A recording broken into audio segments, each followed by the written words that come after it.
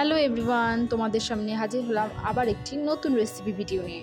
আজকের রেসিপিটি একটি পাকোড়া রেসিপি। এখানে বিভিন্ন ধরনের সবজি রয়েছে যেটা তোমরা দেখতে পাচ্ছ।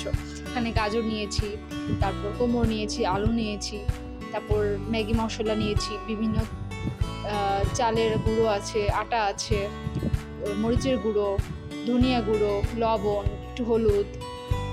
এই সব কিছুর মিশ্রণে আমরা একটি পাকোড়া রেসিপি করতে যাচ্ছি। আর এই সবগুলো উপকরণ একই সাথে ভালোভাবে মিশ্রণ করে তারপর তেলের মধ্যে একদম বড়া টাইপের করে ছেড়ে দিতে হবে।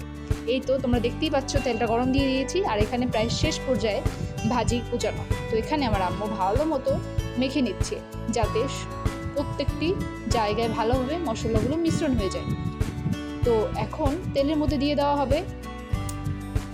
তেলের মধ্যে দিয়ে দেওয়ার পরে বেশিক্ষণ না, জাস্ট 4-5 মিনিটের মধ্যেই সুন্দরভাবে হয়ে যায়। এই যে অলরেডি দুইটা দিয়ে দেওয়া হয়েছে আর আমি তো খুব খাওয়ার জন্য এক্সাইটেড হয়ে আছি যে কখন খাবো। তো এখানে অনেক 3টে অলরেডি ভেজে ফেলা হয়ে গেছে। তো এখন তোমাদের সামনে দেখাচ্ছি, দেখো কি সুন্দরই আমি। তো আজকের ব্লগটি এ পর্যন্তই। ভালো থেকো সবাই, টাটা।